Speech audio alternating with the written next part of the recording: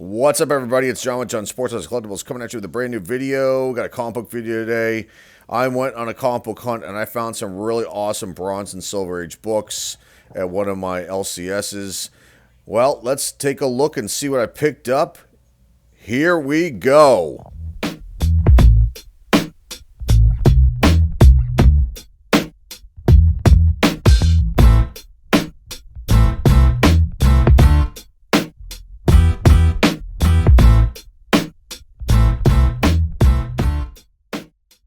Let's check out the books that I picked up. I got 10 total for this video.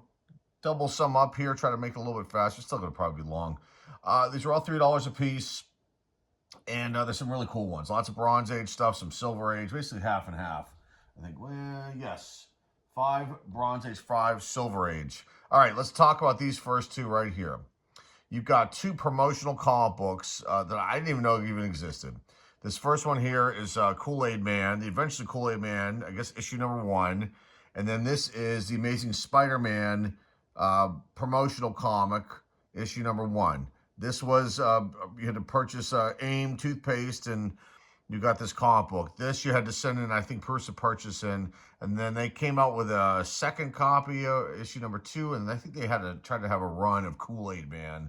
Some goofy stuff right here, but still awesome stuff. John Romita Sr. did both the covers on these. And what else we have here? Storyline for this book. 2 stories. The Thirsty Strike Out. Hulk is mentioned.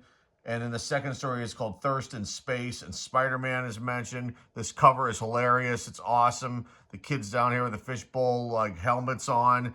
You got Kool-Aid Man busting through the spaceship, huge hole coming in. This cover makes 0 sense. It doesn't make any sense. If that hole was there, it would suck everybody out. But, you know, these are comic books and everything's fantasy, and it's just, but it's wonderful. It's awesome. This one right here, you've got Green Goblin and Spider-Man. Green Goblin stealing the laser drill. That poor child sitting there in the dentist chair there. And the story is basically called Spider-Man vs. Green Goblin. The release date on this one, January 1st, 1980. The release date on this one, December 10th, 1982. And then pricing on these 2 books. This one goes on average $13 and $15 ungraded. And a 9.8, and this book's worth $430. It's a pretty nice one if you can get that at a 9.8.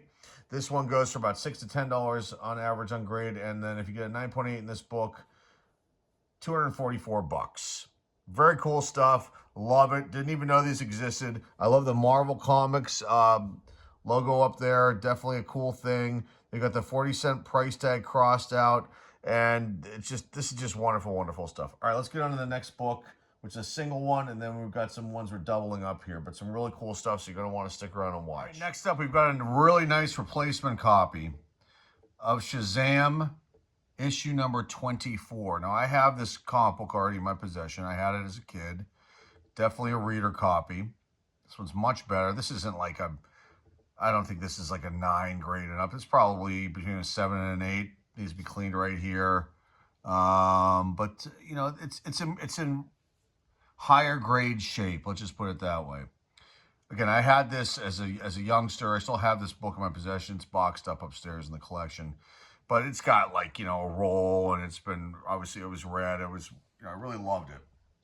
And I just happened to stumble, you know, across it in one of those boxes while I was on this hunt, and figured, you know, why not pick this one up? Just to kind of replace the old one. You've got 2 stories in here. Sivana saves Captain Marvel. They're both reprints, these stories. This first story comes from Captain Marvel Adventures number 148. And the second story is another reprint, In the Days of Robin Hood, and that's from Captain Marvel, Junior, issue number 118. Already changed the cover of this one. You've got a publication date, April 10, 1976. It just says spring up here. I don't know why they did that. I don't have any information as to why they did that. Let me just check here and see if there's anything in the notes. No, there's nothing in the notes here of this issue. So nothing special about this at all, except the fact that I wanted to replace it. Values in this book ungraded between $5 and $8, and 9.8 is only worth $93. So this was not anything like, you know, that I plan on doing anything with, except just basically putting it back in the collection with the other one that I have. It's one have a nicer copy of it. So there it is, Shazam issue number 24. Now let's get into the really cool stuff.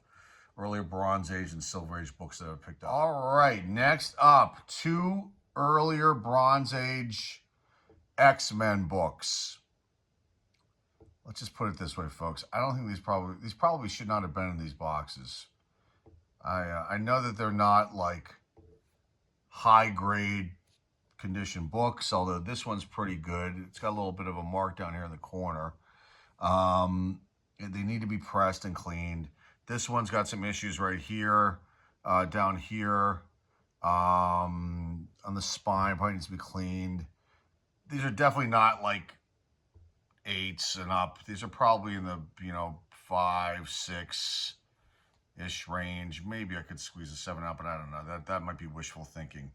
But I was not going to pass these up. These were stuck in the box at the back of one of the last boxes I went through. There was also another one from 1972, but it was like the cover was like intact, but it had been it had separated on the spine up to about here. And it was a valuable one, even in the condition it was in, but I decided not to take because there were other issues with it. But these two, I figured, for $3 a pop, no way am I going to leave these behind. And these are reprinted stories in both of these books. Let's talk about issue number 87 here first. You've got 2 stories in here, The Fateful Finale and then Mr. Universe. Fateful Finale was a reprinted story from X-Men issue number 39. And then Mr. Universe is a reprinted story from Amazing Adult Fantasy issue number 10. So reprinted stories right there. Cover artist on this one is George Tuska. Did the cover art for this one. Stanley was the writer along with Roy Thomas. Steve Ditko worked on this book along with Art Simak, Don Heck, and George Tuska. And Roy Thomas was the editor. Publication date April 10th, 1974. X-Men issue number 87. Now, values in this book. Are you ready? Ungraded on average. A raw copy goes for between $27 and $30. If you get this, if you have this book at a 9.8, you're looking at a possible value of about $1,400. This is a really tough cover because of the black all the way around. I mean, you can see there's wear here. I don't know if you can see this down here. There's a little bit of wear. Oh, there's a lot of wear in this corner right here.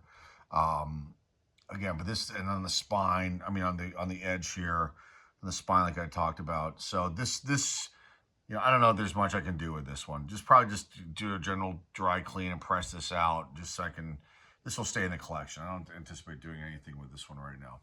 Okay, next to it is issue number 88. Also the 20-cent price tag, bumped up to 25 cents a month later.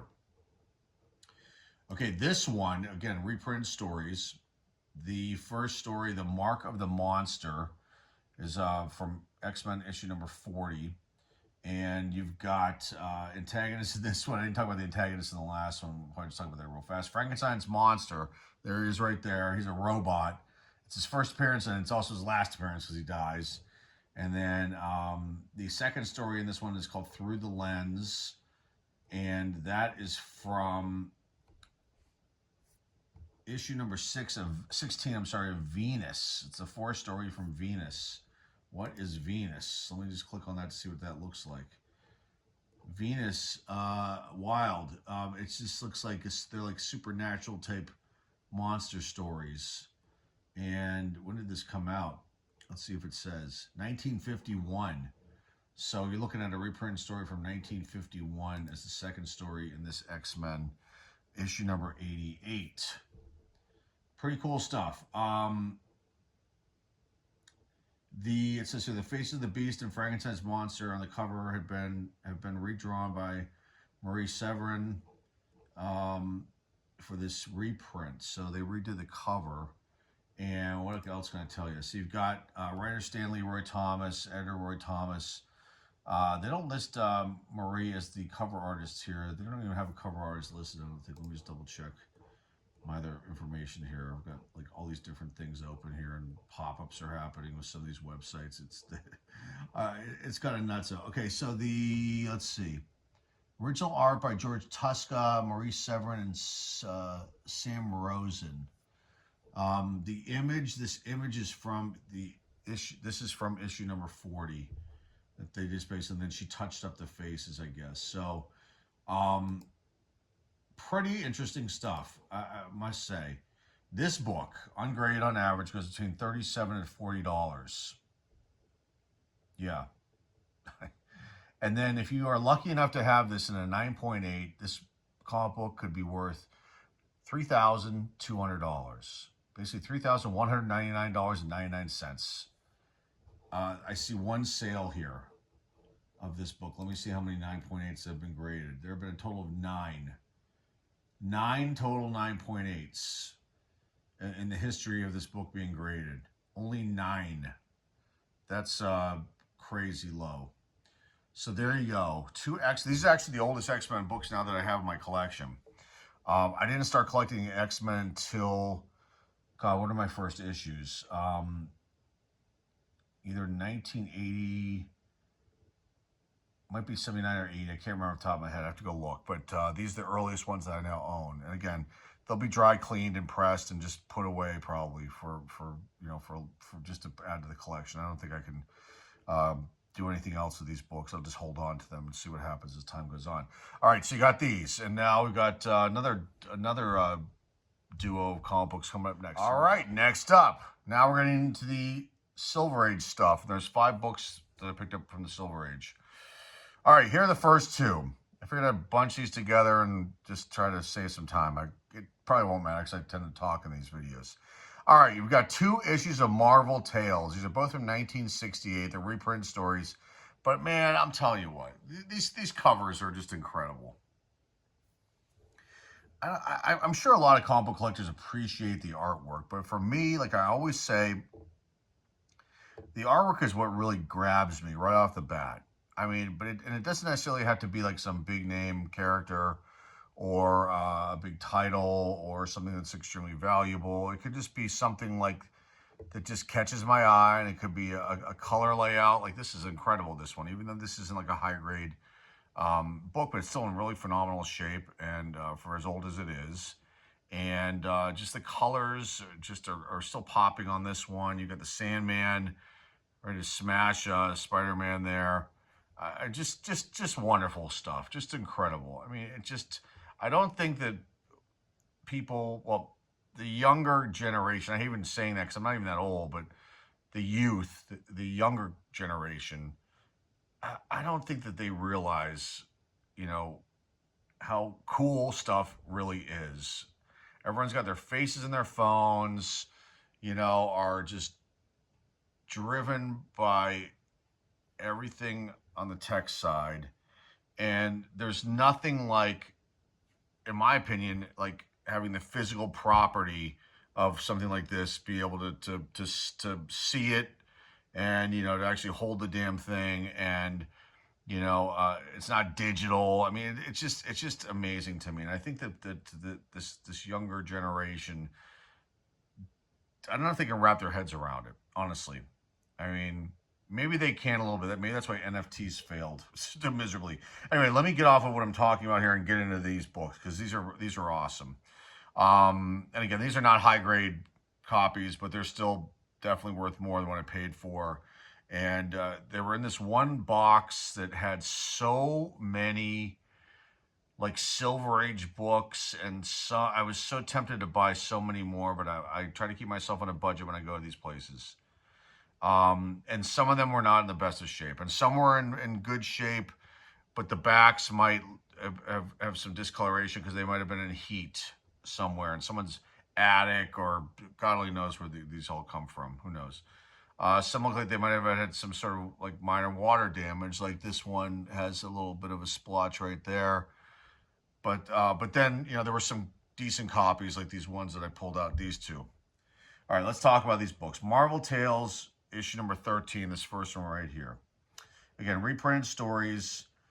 You've got 4 stories in this one. The End of Spider-Man, Marvel Boy and the Lost World. I just love these, man. These are so damn cool.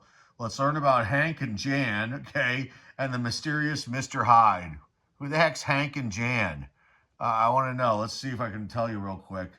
So the first story, The End of Spider-Man, is obviously about Spider-Man. It's from issue number 18 of Amazing Spider-Man. The second story in this book, Marvel Boy and the Lost World, is from Marvel Boy issue number 1. There's Marvel Boy.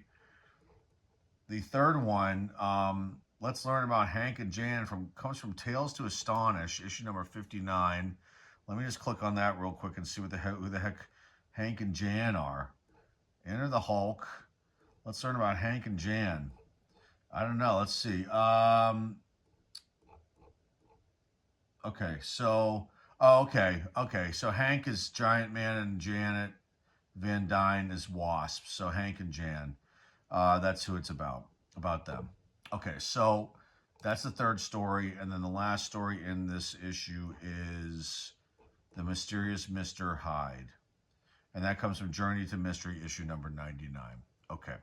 Now, we've got, there's a list of cover artists here on this particular book, because I've got the list of artists. Let's see. It says here, cover artist, original art by Steve Ditko. Modifications also by Ditko. And it doesn't say the cover of this one. Oh, cover artist, Steve Ditko. So he did do the cover, Steve Ditko. You can kind of tell, you can see Ditko, he's the Spider-Man guy back then. Other people that worked on this book, you got Stan Goldberg, Russ Heath, Dick Ayers, Don Hecht, Sam Rose, and Artie Simek were the other artists, and Roy Thomas, Gary Friedrich were the editors, and then the writer was Stan Lee. Publication date of this one, March 10th, 1968. Values in this book, $10 to $15 ungraded, and then only $178 to $200 for 9.8. I mean, people do get these graded.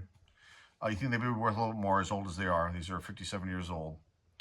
It's 57-year-old books, so, but they're obviously not. This one here, try to go a little bit faster. Marvel Tales, issue number 16. You've got a bunch of stories in this one, too. You've got 4 stories once again. Where Flies the Beetle, excuse me. That's from Amazing Spider-Man, issue number 21. That's the first story. The Serpent Strikes is the second story. That's from Astonishing, issue number 5. The Coming of Plant Man, that's the third story from Strange Tales, issue 113. And the last story is The Slave of Zarko, The Tomorrow Man, from Journey into Mystery, issue 102. So, very cool stuff here, without a doubt. Now, this should be a little bit wider. There's discoloration here. There's some spine issues here. I mean, these I don't know what I'll do with them. I'll probably just do clean a press and just put them away. Who knows? Who knows what I'll do with these books? The publication date, August 31st, 1968. And values of this book, $5 to $10 ungraded. 9.8 is worth $375 to $400. There you go. Marvel Tales, issues 13 and 16. Some Silver Age stuff. Let's get into the last 3 books. All right, here are the next 2. These are awesome. I must say, Joe Kubert did the covers of these. I never even talk about the Joe Kubert School of Art either. Maybe I'll do a whole standalone video on that that part of Joe Kubert's comic book history.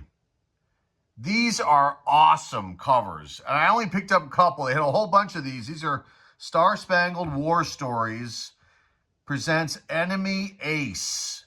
I didn't even know about Enemy Ace. And I started doing research at the LCS. And I was like, I've got to pick these up. And I've got the last book, which we'll get in after these 2, which is even an older one. And I fell in love with these covers as soon as I saw them. I mean, I really like Joe Kubert's art in general, but these are just fucking awesome. Pardon my French. I don't usually swear in these comic book videos. Okay, enough of my gushing. Let me tell you about Enemy Ace. So, Enemy Ace was like he's like a World War I pilot, And this is from like the Germans' perspective. So he's almost like he's like an anti-hero. His name is Hans von Hammer, and he's known in the in the war world in the world as the Hammer of Hell. Um, Robert Kanigher was the writer, and then it was drawn by Joe Kubert. And he's been revived a couple times, this character. But the first appearance of this character was in Our Army at War, issue number 151, which came out in February 1965. I've got the last book is kind of like a nice tie-in with that too. Excuse me. So we'll get into that. And his first appearance in Star Spangled War Stories is, I believe, issue 138. And there's just some dark stuff in some of these issues. Like his dog dies in one issue. He falls out of his plane. It's on the cover of the issue 148. I mean, it's different. It's kind of brutal. It's kind of fitting the way things are going in this day and age too. I mean, but these are awesome. Let me talk about these issues real quick, and then we'll get in the last book and wrap this video, because I'm sure it's a lot longer than you want it to be and than I thought it would be. But I love making these videos. Okay, this first one here, issue number 140. All right, you've got one story in here, The Faces of the Hangman, and Joe Kubert was the artist, also the editor and the cover artist, and then Robert Kanigher, like I said, was the writer. And that's it, August 10th, 1968. But this cover is awesome. Now, these are probably a little bit higher than mid-grade. This one's got a bunch of color break spine ticks here. But I think the pages are close to white. The backs probably need to be as clean as the best I can get them. I'll press them out. I'll probably just, I want to keep all these books that I always get, but I will end up not doing that as time goes on. But this is just an awesome cover. I mean, this guy, the Hangman, he's dragging, it looks like enemy ace through the waters here. I don't know who this is. Let's see if it'll tell me real fast who the other character is in this book. Supporting characters, Jagdstoffel, Denise de Severin. I think that's how you say her name, or probably not. That's who that may be. I'm not sure. Okay, but this is just very cool. Very cool cover, without a doubt. 12-cent price tag. Just super cool stuff. Values on this book, ungraded, raw, between $11 to $20. And if you get this book in a 9.8, it's worth almost $1,300. Yeah. Nice stuff. I'm not going to pass over something like this. None of these books are keys that I've shown. And they don't always have to be a key to be valuable. Now, the second book here, issue number 141, again, Joe Kubert did the cover, Robert Kanigher was the writer, and Kubert was all over this thing as usual. And then you have one story in here called The Bull, and that's it. We're not going to get into the actual nitty-gritty of the book itself. Publication date, October 10th, 1968, and values on this book. $7 to $10 in grade, and then a 9.8 is worth about $600. They had other ones, and I was tempted to pick these other ones up, but some were too far beyond anything I could do with them, and I was like, I mean, I may go back and try to pick these up. I mean, and these are not like rare books. You can probably find them in better grades, pay more money for them, but when I come across stuff like this, it's in pretty damn good shape. And those damn filthy long boxes, I'm like a kid in a candy store. I get super excited because they have other boxes, the long boxes with the higher price stuff, the better condition stuff. But that's not fun for me. That's just flipping through and everything's alphabetized. No, there's something. Oh, that's great. These are like buried amongst Bronze Age books and old beat to shit silver books and Golden Age books. I mean, it's just, and you find like a diamond in the rough sometimes. So there are these two. Star Spangled War Stories, issues 140, 141, featuring presents, Enemy Ace. Awesome stuff right here, without a doubt. Let's get in the last book of the video. Here is the last book of the video. This book is 60 years old. It came out in 1965. A lower grade copy of Showcase, DC Comics Showcase, presents Enemy Ace. This is the second actual appearance of him in Showcase. There's an issue 57, which was the first appearance, and I think his second overall appearance in the DC universe. But, this one's got some problems. This one's got issues right there with this, the cover and the staple right there. And the spine has a lot of damage. And there's a little piece of the cover up here in the corner missing, and the pages are fine. Everything's intact inside. There's no writing or anything like that on here. This is definitely a lower grade copy, but again, I wasn't going to pass this up for $3, without a doubt. Keep it, figure out what to do with it. 12-cent price tag, just awesome stuff. October 1965 is the release date for this book, publication date, and you got one story in here: The Hunters and the Hunted, and you've got Enemy Ace facing off against a French pilot named the One-Eyed Cat. I'm guessing that's him, or maybe him, the One-Eyed Cat. Supporting character is Black Wolf. Again, Joe Kubert and then Robert Kanigher. They were all over this one too. Values on this book, actually September 10, 1965. It says is the actual publication date, and then the cover date is October. And you've got values in this book. Ungraded, $12 to $15, and if you get this book in a 9.8, it's worth $1,500. So this is obviously not that. This is a much lower grade, probably like a 2 or a 3. Maybe they give it a 4. Who knows? I doubt it with this here and that missing, and but still, just for me, these are awesome things to find. At the prices that I'm looking to spend. Again, because I could buy this book. I don't need this book.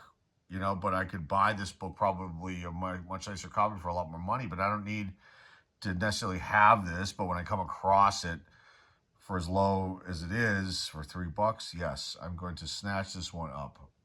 And there's a nice tie-in and a way to end the video. Enemy Ace from Showcase Presents, issue number 58 from 1965. Let's wrap this video up. We'll just leave this one up here and wrap this one up. I greatly appreciate everybody stopping by today to check out these books, these comic book finds. And I haven't made one of these videos in a few weeks, so it's time to make one. And here we are. So if you're new here and you like this kind of content, like these kind of videos, please hit the subscribe button. And remember to hit the thumbs up, like button, and remember to share this video with everybody out there in the comic book community. And remember to comment down below. Let me know your thoughts about these comic books. I think they're incredible. I really, really do. It's always a fun time for me. And remember, the eBay store link is down below in the description. That's all I've got for you guys today. Greatly appreciate you stopping by and checking this one out. Until next time, folks, this is John Jones, Sports Collectible, signing off, and I will see everybody very, very soon. Take care.